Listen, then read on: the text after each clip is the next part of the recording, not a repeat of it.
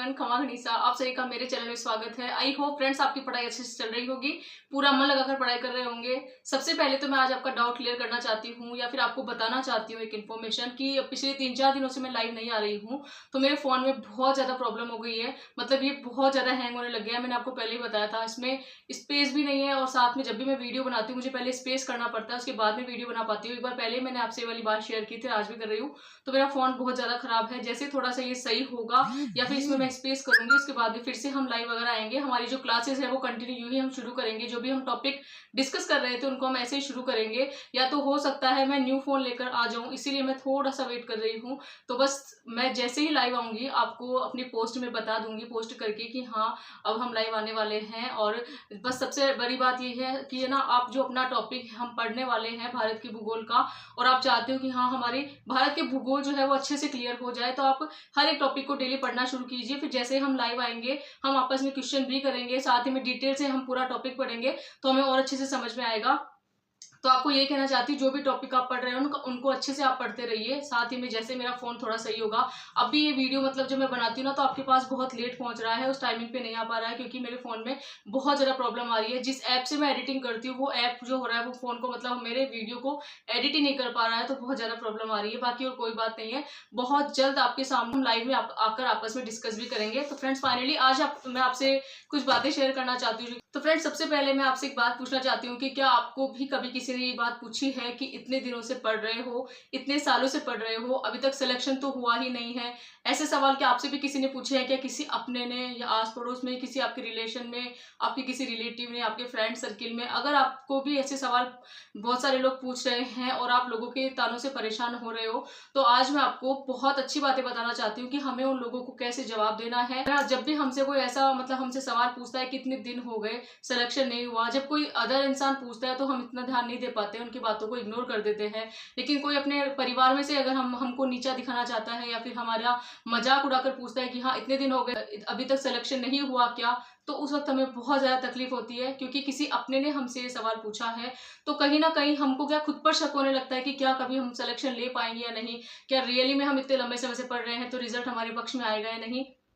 इस तरह की बातें हम सभी के साथ में होती है, हमारे मन में आना भी स्वाभाविक है। तो फ्रेंड्स आपसे एक कमेंट का रिप्लाई भी करूंगी इसी बात पर। एक कमेंट आई थी एक दिन की दी, अभी सेकंड ग्रेड में मेरा नहीं हुआ वापस, तो मम्मी अभी मेरा सेकंड ग्रेड में वापस नहीं हुआ तो मम्मी बोल रही थी कि तेरा नहीं होगा, 5-6 साल हो गए, क्या करूं, तैयारी करूं या नहीं, कुछ समझ में नहीं आ रहा, प्लीज बताएं।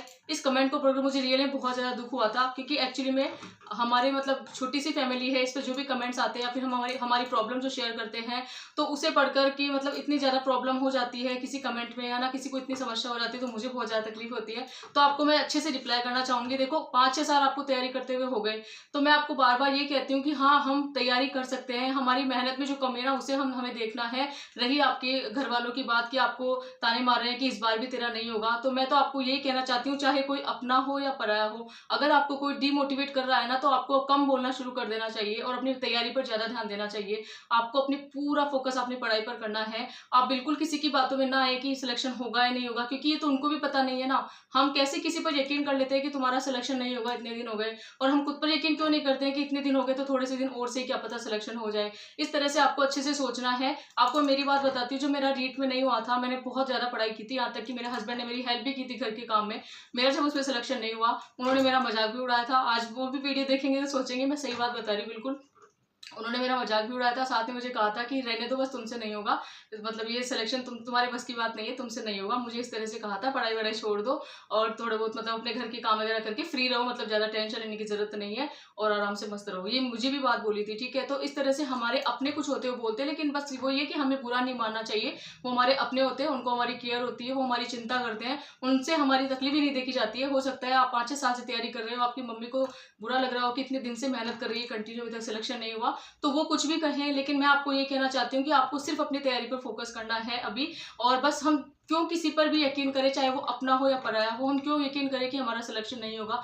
तो बस आपको यही कहना चाहती हूँ। आपके कमेंट का आज मैंने रिप्लाई किया, बहुत पहले कमेंट आया हुआ था, मुझे लगा आज मैं जो बातें बता रही हूँ कि लोगों के तानों का हमें कैसे जवाब देना है, कोई हमसे पूछता है कि सिलेक्शन हुआ या नहीं, कैसे जवाब देना है, इसीलिए मैं आज आपसे ये बातें शेयर कर रही हूँ। तो अब आपको नहीं घबराना है, आपको जो अपनी स्ट्रेटेजी ना उसको बदलने की जरूरत है, अपनी मेहनत को और ज्यादा करने की जरूरत है, अपनी मेहनत में वो कहते हैं ना कि अभी और ज्यादा तैयारी करने की आपको जरूरत है। अगर 5-6 साल आप हो गए तो समझ लो आपने आधा रास्ता तो तय कर ही लिया है। अब तो थोड़ा सा मतलब रास्ता हमें और तय करना है मंजिल की। जब वो कहते हैं ना करीब पहुंचकर लौटना, ये बिल्कुल मतलब सही नहीं होता है हमारे लिए।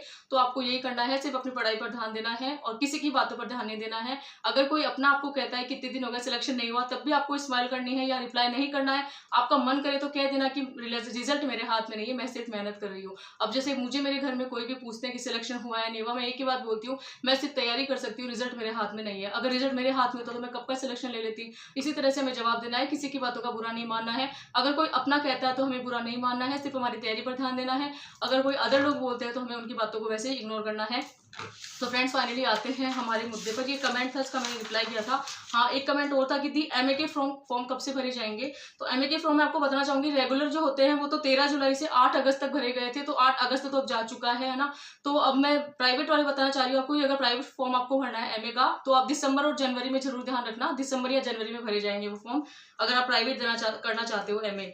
एक कमेंट और भी आया था कि मैम अगले 3-4 महीनों में सेकंड ग्रेड एसएसटी के 2-3 सब्जेक्ट की स्ट्रेटेजी को ध्यान में रखते हुए पढ़ना है, आपकी रणनीति बताना। इस पर मैं अलग से वीडियो लेके आऊंगी अच्छे से कि हाँ, हमें सेकंड ग्रेड एसएसटी के 3-4 महीने तक हमें किस तरह से सब्जेक्ट को पढ़ना है, कौन कौन से सब्जेक्ट हमें क्लियर कर लेने हैं और हम मतलब मेरी क्या स्ट्रेटेजी होगी वो आपके साथ में जरूर शेयर करूंगी। तो फ्रेंड्स फाइनली चलते हैं आज के टॉपिक पर, जो मैं आपको बताने वाली थी कैसे हमें उनका सामना करना है, कैसे हमें उन्हें जवाब देना है। तो क्या होता है कई बार फ्रेंड्स, हमें ना किसी की भी बातों को सुनकर कि तेरा सिलेक्शन नहीं होगा, खुद से सवाल पूछने लगते हैं, खुद पर ही शक करने लगते हैं कि क्या पता सही में ये अगले सामने वाला इंसान सही कह रहा है, सच में सिलेक्शन नहीं होगा। इस तरह से हमें नहीं करना है। हम क्यों किसी पर यकीन करें और क्यों किसी की बात को इतना सच्चाई से हम माने कि अगले इंसान की बात सही है और हम खुद को गलत साबित कर दे। तो इस तरह से हमें नहीं करना है।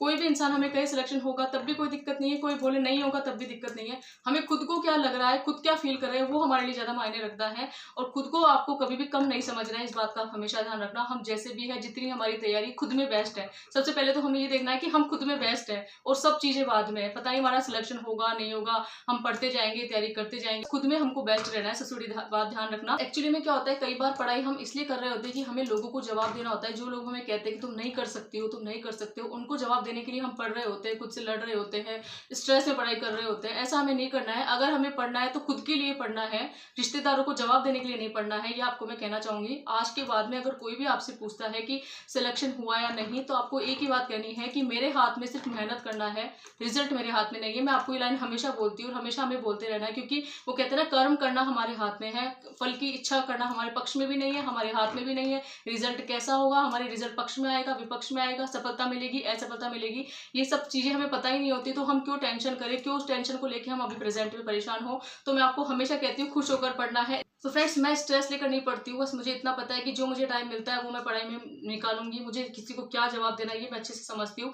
इसीलिए मैं आज आपको कह रही हूँ कि अगर कोई हमसे जवाब मांगता है कि 5-6 साल हो गए पढ़ते हुए, लगातार पढ़ रहे हो, क्या कंटिन्यू पढ़े जाओगे, क्या कोई और काम कर लो, तुम्हारा सिलेक्शन पता नहीं होगा या नहीं होगा, हमें तो नहीं लगता तुम्हारा सिलेक्शन होगा। तो इस तरह से आपको डिमोटिवेट नहीं होना है। अगर आप मेरे चैनल पर जुड़े हुए मुझसे, तो आप हमेशा ध्यान रखना, ऐसी कोई भी प्रॉब्लम आपके साथ में होती है आप मुझे कमेंट करना, उनका रिप्लाई मैं जरूर करूंगी। और ऐसे लोगों को तो जवाब देना भी हमें जरूरी नहीं समझना चाहिए। सिर्फ हल्की सी स्माइल और अपनी बात को वही, अगर आप चुप भी रहोगे ना उस जगह पे, तो अगले इंसान को जवाब मिल जाएगा कि हाँ ये जवाब देने के मूड में है ही नहीं है। पूरे महीने का हमें स्ट्रेस नहीं लेना है। अब हम जैसे कि मैं आपको बताती हूँ, आजकल हम डे 7 चैलेंज बनाते हैं, है ना, कितने दिन हो गए हमें, हम 7 डे का टारगेट बनाते हैं। मैं इसीलिए बोलती हूँ ऐसा, क्योंकि पूरे महीने का बहुत ज्यादा बड़ा हो जाता है। मैं पहले पूरे महीने का बनाती थी तो मेरा भी मतलब 21 दिन का बनाती थी, उसमें मेरे 18-19 दिन पढ़ाई होती थी, 2-3 दिन अदर काम में वेस्ट हो जाते थे। इसलिए मैं 7-7 दिन का बना रही हूँ कंटिन्यू, कि हम कंटिन्यूस पढ़ाई को रखें।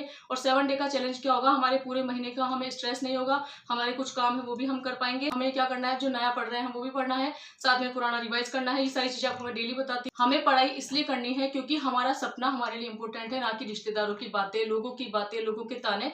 इस बात का आज से हमें ध्यान रखना है। हमें किसी की भी परवाह नहीं करनी है, क्यों हम परवाह करें किसी की। तो बस इस बात का ध्यान रखना। आज के बाद में आप किसी भी तरह की टेंशन में मतलब लेकर पढ़ाई मत करना। हमेशा एक बात ध्यान रखना, जब भी हम पढ़ाई करते हैं सबसे पहले हमारे माइंड को बिल्कुल स्ट्रेस फ्री होना जरूरी है। है, तभी हम अच्छे से पढ़ाई कर पाएंगे। और इसके लिए हमें खुश रहना जरूरी है, जो कि हम नहीं होते हैं। पढ़ाई को एक स्ट्रेस लेके पढ़े जाते हैं, खुशी हमें मिलती नहीं है और बस टेंशन में पड़े जाते हैं कि हाँ उसको जवाब देना है फिर पढ़े जाएंगे। तो ऐसे नहीं होता है, हमें सिर्फ खुशी के लिए पढ़ना है, हमारे लक्ष्य को पाने के लिए पढ़ना है, हमारी मंजिल को पाने के लिए पढ़ना है, ना कि किसी को जवाब देने के लिए पढ़ना है। आपको सबसे ज्यादा प्रेशर है वो किस चीज का आता है, आप मुझे कमेंट जरूर बताना। कि बहुत सारे एस्पिरेंट होते हैं जो तैयारी करते हैं, लेकिन उनको किस चीज का प्रेशर है जो कि तैयारी नहीं कर पाते हैं। मैं आपसे 3-4 आपको एग्जांपल दे रही हूँ। या तो आपको घर वालों का प्रेशर, आप मुझे कमेंट में बताना, या फिर रिश्तेदारों की बातें हैं, या फिर एग्जाम का बार बार रिजल्ट हमारे पक्ष में नहीं आता है, वो आपको टेंशन है, बार बार रिजल्ट का ना आना, या फिर खुद पर ही शक करना।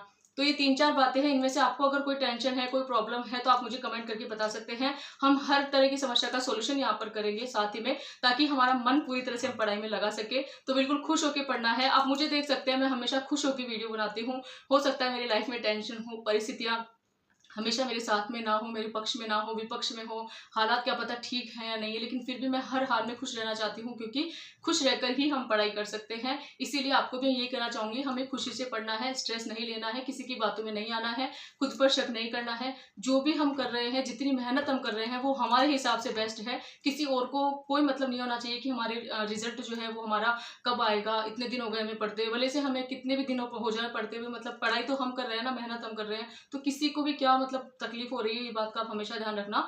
तो कुछ नहीं होता है, हमें लोग बहुत सारे होते हैं, वो आगे बढ़ाने के लिए भी कोशिश करते हैं, कुछ लोग नीचे गिराने की भी कोशिश करते हैं। किसी की बातों में नहीं आना है और अच्छे से अपने कर्म पर ध्यान रखते हुए हमें हमारा कर्म करते जाना है, अपनी तैयारी को ध्यान में रखते हुए अपना कर्म करते जाना है। आई होप फ्रेंड्स आपको मेरा वीडियो पसंद आया होगा, और मैं उम्मीद करती हूँ आपसे आज के बाद में आप किसी की भी सवालों का जवाब देना इतना जरूरी नहीं समझोगे, क्योंकि हमारा छोटा सा चैनल है। मैं चाहती हूँ हम यहाँ पर पढ़ाई करने वाले एस्पिरेंट हैं वही जुड़े। स्टडी से रिलेटेड आप कमेंट मुझे पूछ सकते हैं, उनका मैं रिप्लाई आपको जरूर करूंगी। तो फ्रेंड्स, हमें अपने खुद के लक्ष्य की आवाज सुननी है, अपने सपने की आवाज सुननी है, लोगों की आवाज हमें नहीं सुननी है।